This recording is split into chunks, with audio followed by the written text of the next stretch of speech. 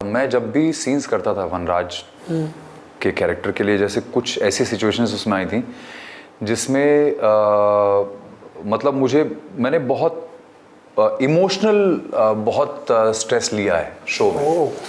तो बहुत मुझे मतलब पेन्स और एक्स मेरे बहुत बढ़ गए थे, तो मेरा ये हिस्सा हमेशा पेन में रहता था। कभी मैं डोलो लेता था, कभी कुछ लेता था, कभी कुछ। तो वो बिकॉज मुझे I am one of those actors जो मैं ना चाहते हुए भी कोई चीज़ 99% नहीं कर सकता, मुझे 100% ही करना होता है, कोई भी छोटी से छोटी चीज़ भी एग्जीक्यूट करने के लिए। तो वो ऑटोमेटिक सेटिंग है मेरी, उसका कुछ मैं कर नहीं सकता हूँ।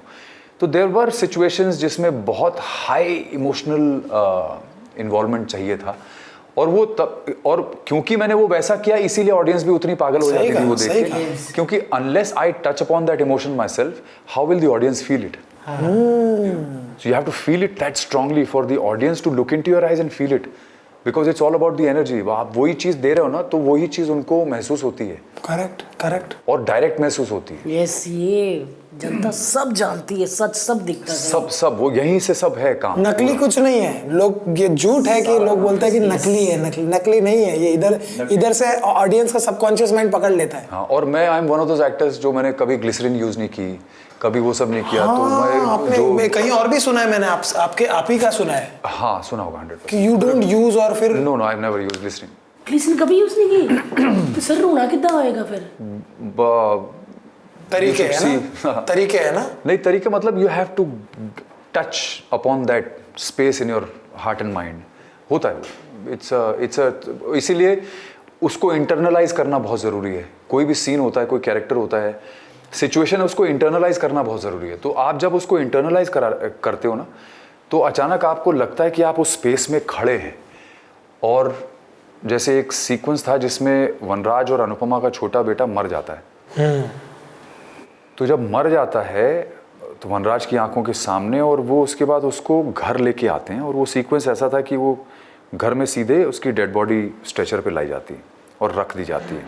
फेस कवर्ड है और वो हवा से उड़ता है और सब खड़े हैं वहाँ पे। और उसके बाद मुझसे पूछती है अनुपमा क्या हुआ।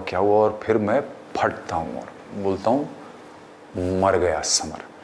अब वो जो सीक्वेंस था वो इतना क्योंकि फील उस हिसाब से हुआ, और मैं इतना ज़्यादा उसमें घुस गया था कि वो again that took a very strong toll on me. तो मुझे लगा था 1-1.5 महीना उसमें थोड़ा सा नॉर्मलाइज होने में, because I was very disturb with that.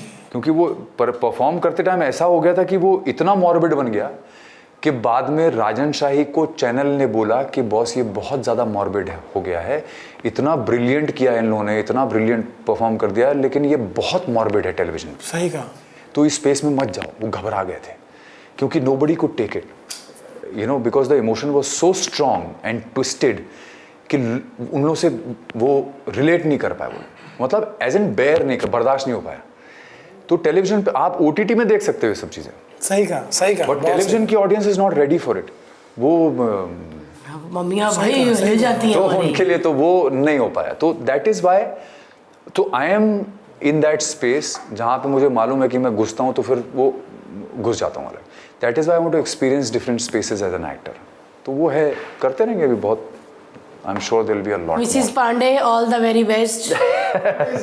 Usually आप इतना एक्सपेक्ट नहीं करते कि आदमी इतना डीप सोचता होगा, इतना डीप करता होगा, but you do it for yourself, क्योंकि आपको है कि भाई ये मुझे करना है। डायरेक्टर आप पे प्रेशर नहीं डालता होगा या कोई नहीं डालता होगा। आज अब जरूरत नहीं पड़ती उनको। आप ही डाल देते होंगे उन पर। अगर आप LOL पॉडकास्ट के क्लिप्स देखना चाहते हैं तो इस चैनल को लाइक करें और सब्सक्राइब भी करें।